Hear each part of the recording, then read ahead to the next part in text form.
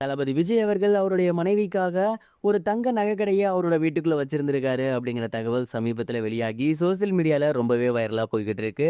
என்னப்பா சொல்ற, என்ன நடந்துச்சு அப்படிங்கிற மாதிரி நீங்க அவளோட கேட்க ரெடியா இருந்தீங்கன்னா இந்த ஒரு வீடியோல அதை பத்தி தான் நம்ம பார்க்க போறோம். தளபதி விஜய் அவர்கள் வரப்போற சட்டமன்ற தேர்தலில் 2 தொகுதிகளில் நிக்க போறாரு. ஒன்று வந்து பெரம்பூர் தொகுதி, இன்னொன்று திருச்சி கிழக்கு தொகுதி.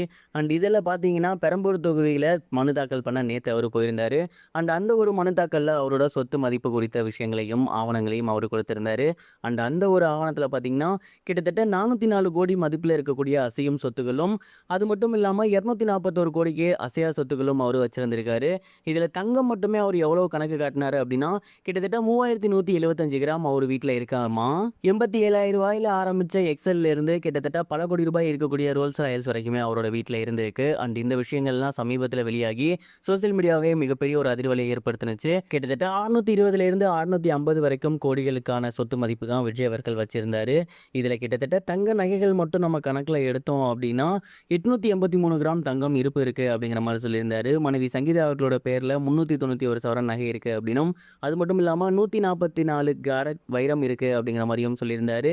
அண்ட் அது மட்டும் இல்லாம ஸ்பெசிபிக்கா அவர் குறிப்பிட்டிருந்தது என்ன அப்படின்னா 3175 கிராம் டோட்டலா எங்க வீட்டுல இருக்கு அப்படிங்கிற மாதிரி சொல்லியிருந்தாரு. ஒரு 8 கிராம் சேர்ந்து தான் ஒரு பவுன். அப்படி நம்ம கணக்கு போட்டு பார்த்தோம் அப்படின்னா கிட்டத்தட்ட 7,700 பவுன் வந்து அவரோட வீட்டில் இருந்திருக்கு. ஒரு தங்க நகை கடை எடுத்துக்கிட்டோம் அப்படின்னாலுமே ஒரு நாளைக்கு 500 பவுன் அப்படி இல்லைன்னா 1000 பவுன் வந்து பார்த்தீங்கன்னா கடையில் வச்சிருந்திருப்பாங்க. ஏன்னா அதை தாண்டி அவங்களால வச்சிருக்க முடியாது. அந்த அளவுக்கு மக்கள் வாங்க போகிறதும் கிடையாது. ஸோ ஒரு தங்க நகை கடை எடுத்துக்கிட்டோம் அப்படின்னாலே கிட்டத்தட்ட 500 to 1000 தான் வச்சிருக்காங்க. ஆனா, விஜய் அவர்களோட வீட்ல கிட்டத்தட்ட 7,700 பவுன் வந்து இருக்கு அப்படிங்கிறது தெரிய வந்து எல்லாரையுமே மிகப்பெரிய ஒரு அதிர்ச்சிக்கு உள்ளாக்கியிருக்கு. இதில முழுக்க முழுக்க அவரோட மனைவிக்காக தான் ஆரம்ப காலகட்டங்கள்ல அவரு வாங்கியிருந்திருக்காரு.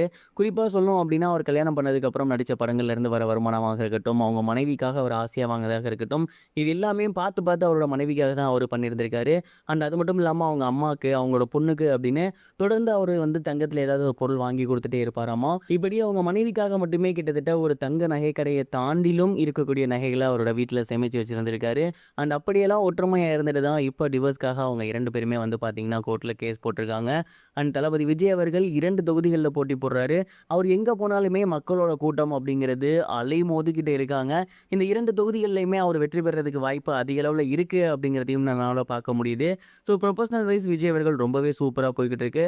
பர்சனல் வைஸ் அந்த ஒரு டிவோர்ஸ் மேட்டர் மற்றும் கூடிய சீக்கிரமே முடிச்சிட்டாரு அப்படின்னா கண்டிப்பாக இந்த 2026 அவருக்கு பயங்கரமாக இருக்க போகுது அப்படிங்கிறதுல எந்த ஒரு சந்தேகமே கிடையாது.